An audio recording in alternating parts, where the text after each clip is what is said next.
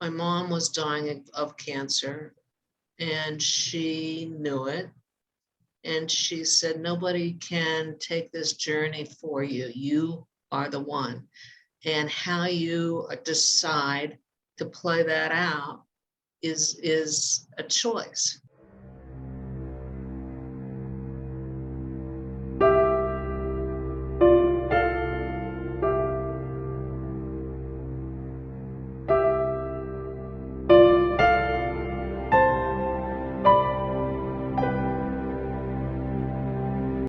A lot of this is in Kathy's character, what kind of a person she is. Yeah, Like, I think everything I can say, or she could say, it's all an interpretation. Like, how come? How come? Like, how come emotionally or attitudinally? And I could list, we trust each other. We're not arguing. She lets things roll off her back. She just in life itself, she doesn't swing the bat when there's no ball there. So part of it is, but this is all made up. It's it's all conjecture. It's part of it is character, all the way from if I have to die, I have to die. That's what I'll get ready for. But not eating your heart out from something you cannot control. The hardest part, I think, and she's very good at hiding this or not demonstrating it, acting it out, is the uncertainty. I could go on a long time on aspects of this, but Kathy, what is it for you? Well, you have helped me to see for myself that what I do is I tamp down that anxiety. I keep, and it, you notice that I have a higher anxiety level than I often notice, because you see in me a certain amount of tension as we're approaching a new test, a new, marker, that I, despite all of my calmness and approaching it with everything's gonna be fine, however it is, that there's a certain tension that comes on every time that you're gonna test it, measure it. One doctor I remember telling Charlie years ago, when you did, you had a medical thing with the, what do you call it? The thyroid. Thyroid, yeah. The thyroid, and and somewhere along the way, one of your physicians said the very act of measuring is an anxiety producer. It just does. And admit that, know that, include it, because it is gonna drive you crazy if you don't. You have to have it be okay that there is a certain increased anxiety level that's gonna come every time. So if it's every 2 months or every 3 months or however often you're gonna measure it, it's like the week or so in front of that, no matter how good you felt or how good the results have been, that anxiety level climbs. And so it seems clear that this is not a case of ignorance is bliss. You're crystal clear on kind of what's coming up and what could be. But what's your self-talk like in that time, in that week before? What's going through your head? I think that I take a lot of historical comfort from my family experience, that my mom was dying of cancer, and she knew it. And she said, nobody can take this journey for you. You are the one. And how you decide to play that out is a choice. It's up to you. And I had no idea that that was going to apply to me 10 years later, but it's come back to me powerfully that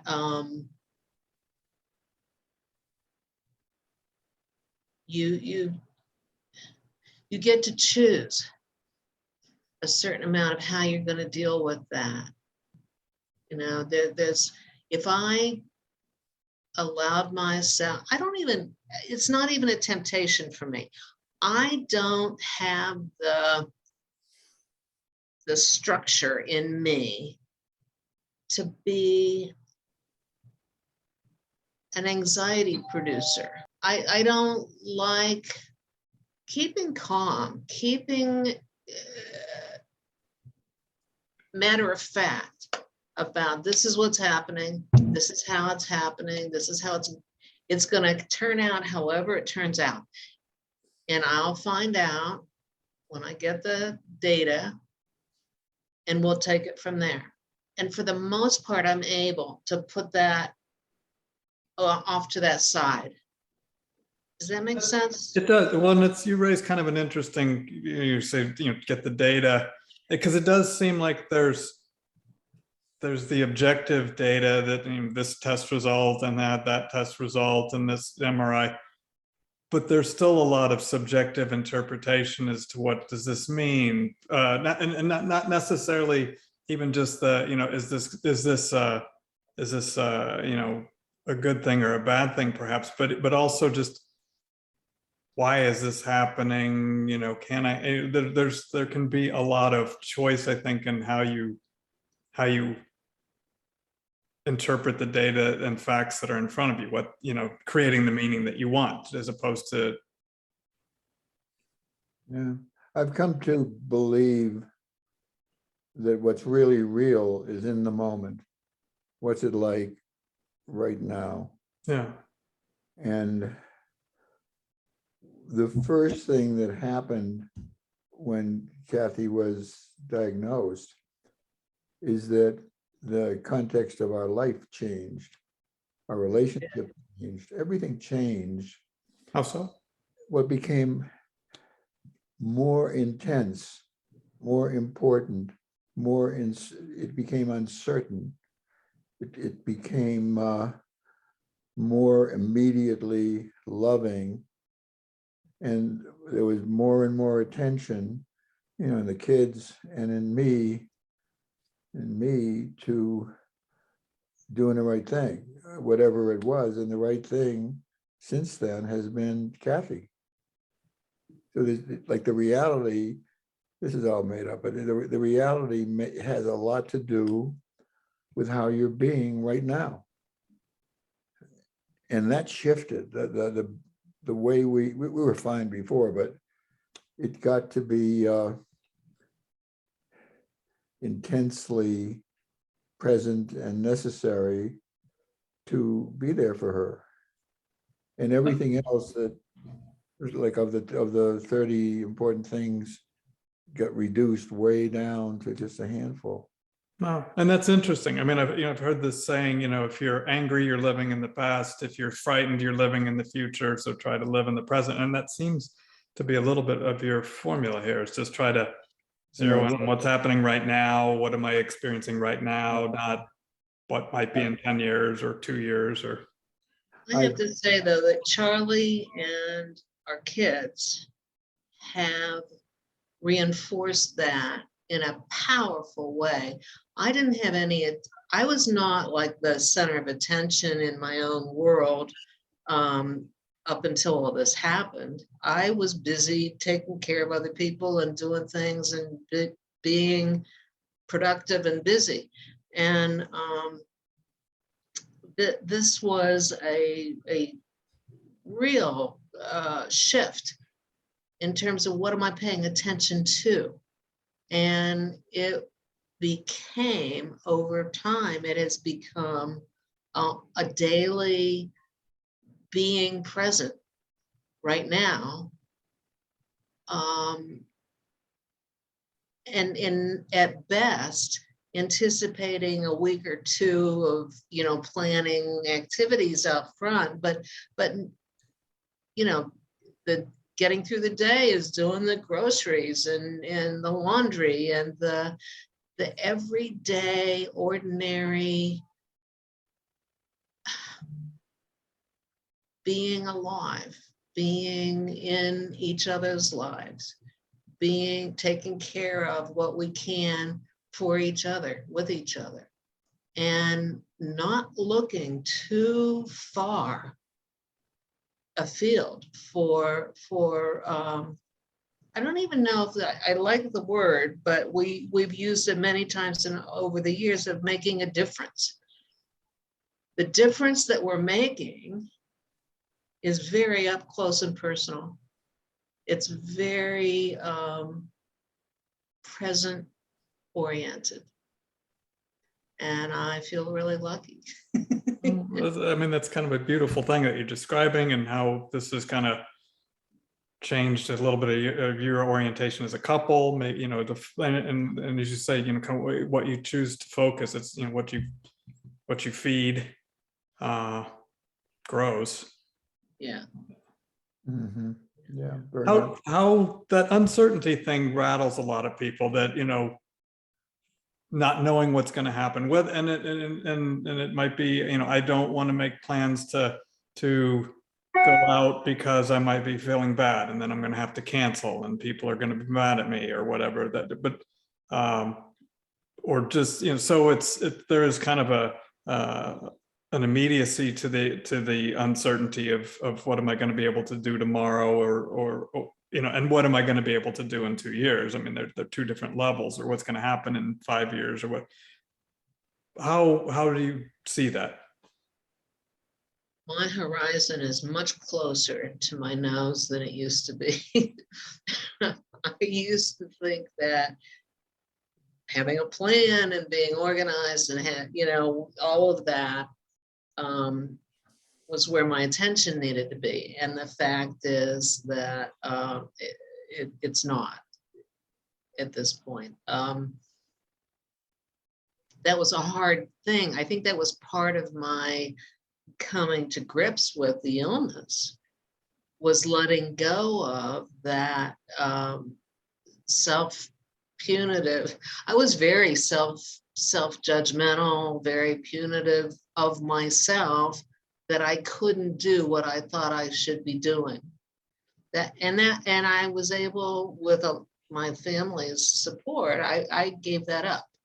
I became accepting and I don't even know what the right words are, but that more immediate, closer to my nose horizon for my attention got to be okay. I didn't have to. So how do you talk to, so you've got the family support doing that, but you're shifting kind of from, I'm going to call it a type A mentality, plan, and do, to much more present and just be. But that's a pretty big transformation. What was going on in your head? Kind of how, if you think back, how did you come to do that? I feel very lucky that in the 10 years or so before all this happened, we spent a lot of time with Buddhist practices and training and teaching. And we had a wonderful community in Florida before we left there that it was so sweet. I mean, I have a picture of the what's the right term for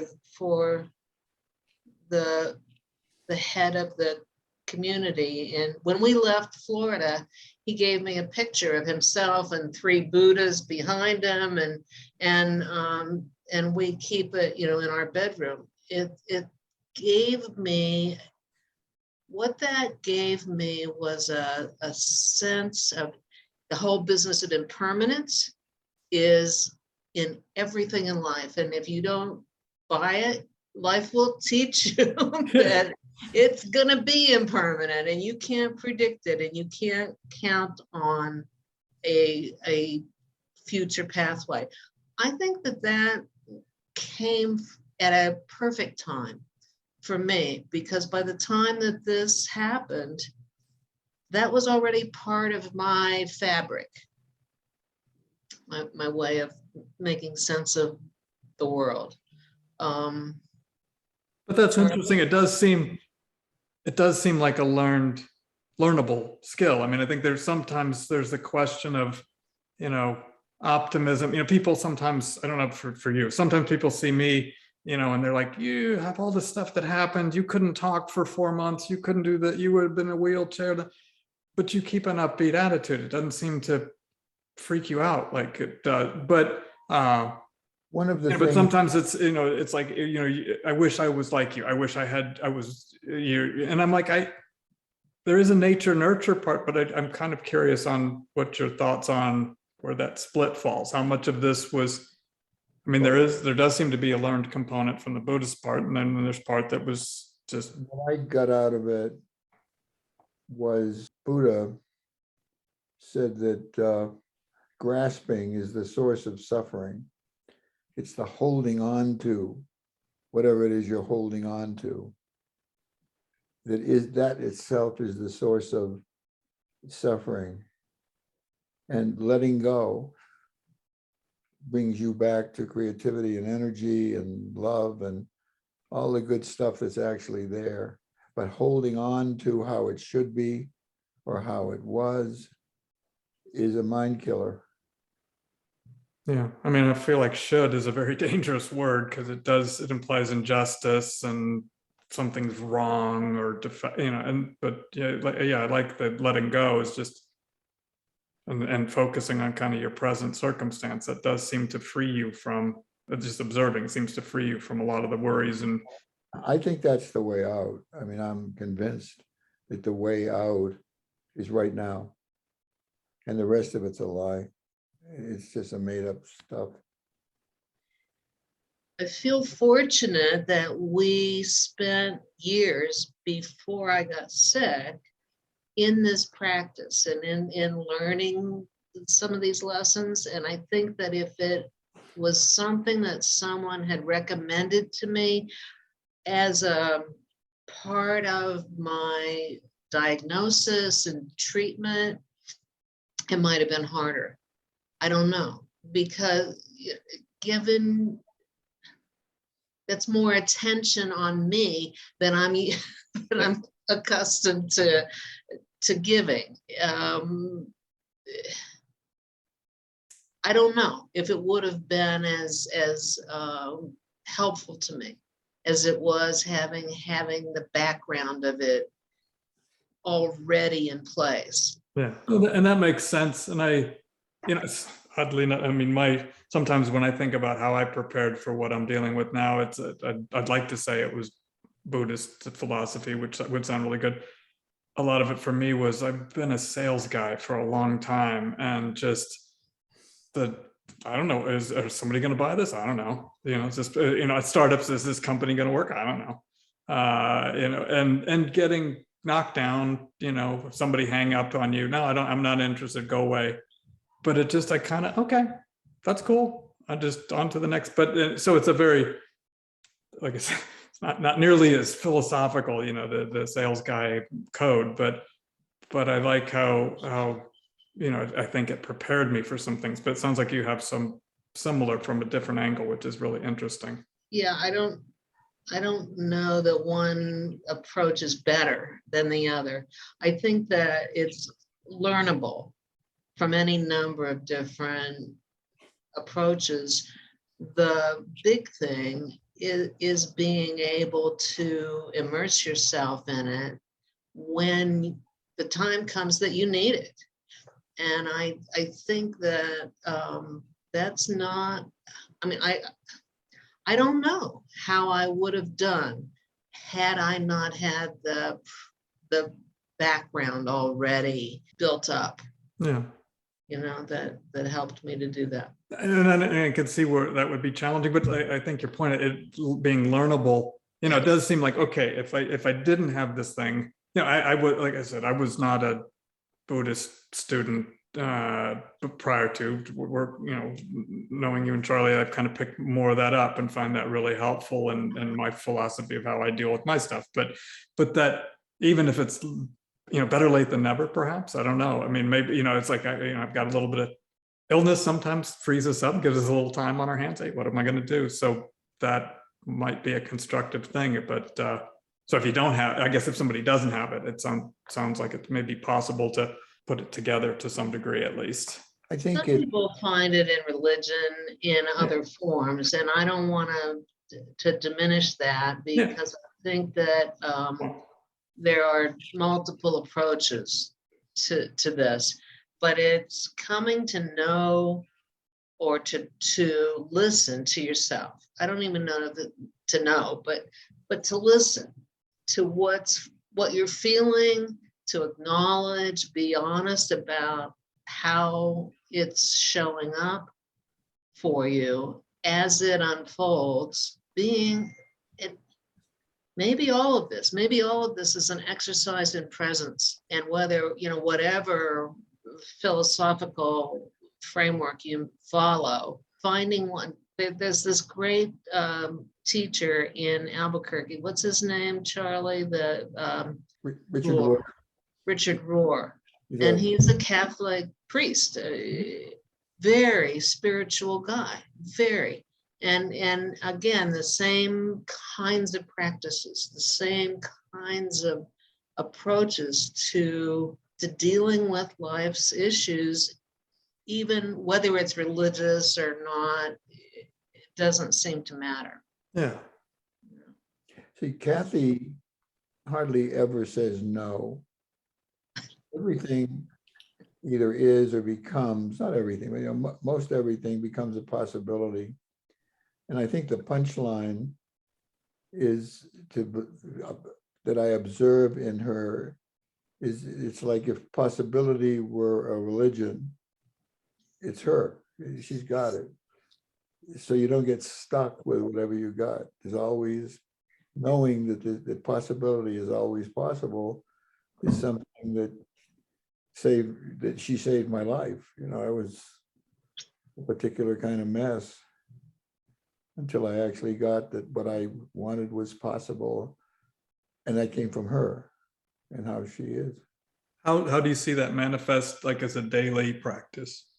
Generous listening, not resisting what's said, being willing to be silent and wait, trusting your imagination and not what you think and your ideas, your good ideas. Just trust your imagination.